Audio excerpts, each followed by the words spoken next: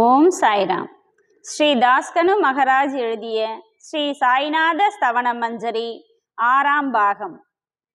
மகான்கள் இதமளிக்கும் கஸ்தூரி போன்றவர்கள். அவர்களது அருள் அதன் நறுமணம் போன்றது.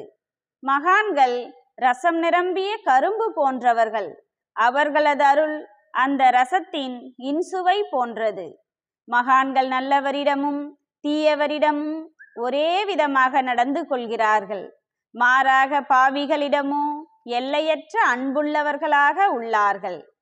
கோதாவரி நதியின் நீரில் அழுக்கடைந்த துணிகளே துவைக்கப்படுவதற்காக வருகின்றன. சுத்தமானவை கோதாவரி நின்று வெகு தொலைவில் பெட்டியிலேயே தங்குகின்றன. பெட்டியில் வைக்கப்பட்டிருந்த அந்த துணியும் ஒரு முறை கோதாவரியின் படுகையில் நன்றாக துவைப்பதற்காக வந்தது. இந்த உவமையில் பெட்டிதான் வைகுண்டம், நீங்களே கோதாவரி, நம்பிக்கையே படித்துறை, ஜீவ ஆத்மாக்களே துணிகள், 6 வித விகாரங்களே அவைகளை பற்றியுள்ள அழுக்கு. தங்களது பாதார விந்தங்களை தரிசிப்பதே கோதாவரி ஸ்நானமாகும். எல்லா அழுக்குகளையும் போக்கி சுத்தப்படுத்துவதில் தாங்கள் மிகுந்த சாமர்த்தியசாலி. சம்சாரத்தில் உழலும் மக்களாகிய நாங்கள் மேலும் மேலும் அழுக்கு படிந்தவர்களாக உள்ளோம். எனவே மகான்களின் தரிசனம் பெறுவதற்கு உரிமை பெற்றவர்கள் நாங்கள். கோதாவரி நதியில் நீர் நிரம்பி உள்ளது. படித்துறையில் துவைப்பதற்கான அழுக்கு துணிகள் உள்ளன. அவை அப்படியே துவைக்கப்படாமல் கிடந்தால் அது உண்மையில் கோதாவரிக்கு இழுக்கு ஆகும். நீங்கள் அடர்ந்த நிழலும் குளிர்ச்சியும் தரும் சிறந்த மரம். நாங்கள் உண்மையில் பாதசாரிகள். கதிரவன் தாபத்ரயங்களாகிய வெயிலால் எங்களை சுட்டெரிக்கின்றான். அவனுடைய தாபத்திலிருந்து கருணை கூர்ந்து ஓ குருநாதா எங்களை காப்பாற்றும். தங்கள் நல்லருளின் குளிர் நிழல் இவ்வுலகிற்கு அப்பாற்பட்ட தன்மையுடையது. மரத்தின் அடியில் அமர்ந்ததும் ஒருவன் மேலிருந்து வெயிலை உணர்வானாகில் அந்த மரத்தை எவர் நிழல் தரும் மரம் என்று கூறுவர். உமது அருளின்றி உலகில் நன்மை என்பது ஏற்படுவதில்லை. தர்மத்தை நிலைநிறுத்துவதற்காக சேஷசாயி அர்ஜுனனுக்கு நண்பனானான்.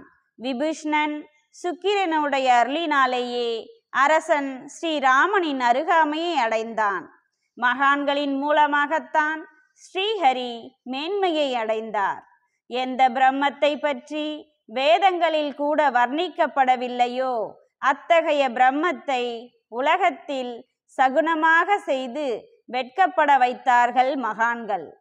தமாஜி என்ற பக்தர் வைகுண்டபதியும் ருக்மணி வரனுமாகிய இறைவனை ஒரு தாழ்ந்த குலத்தவனாக உருவெடுக்கும்படி செய்தார். சோகாமேலா என்ற பக்தர் ஜெகதாத்மா ஆன இறைவனை தமது எருமைகளின் சவத்தை எடுக்கும்படி செய்தார். மகான்களின் பெருமையை உணர்ந்த ஜெகஜீவனாகிய இறைவன் அவர்களுக்காக தண்ணீரும் சுமந்தான்.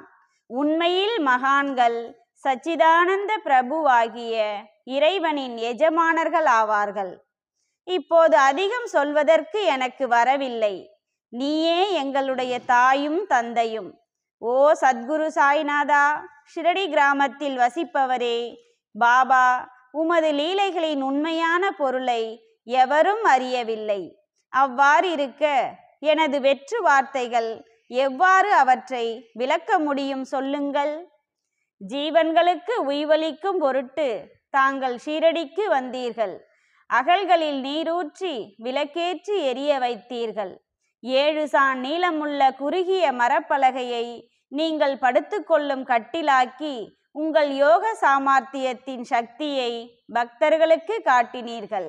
அநேக பெண்மணிகளின் மலட்டுத்தன்மையை நீக்கி அருளினீர்கள். எத்தனையோ வியாதிகளை உதியின் மூலம் குணப்படுத்தினீர்கள். இவ்வுலக சம்பந்தமான துன்பங்களை நீக்குவது உமக்கு ஒரு பொருட்டே அன்று.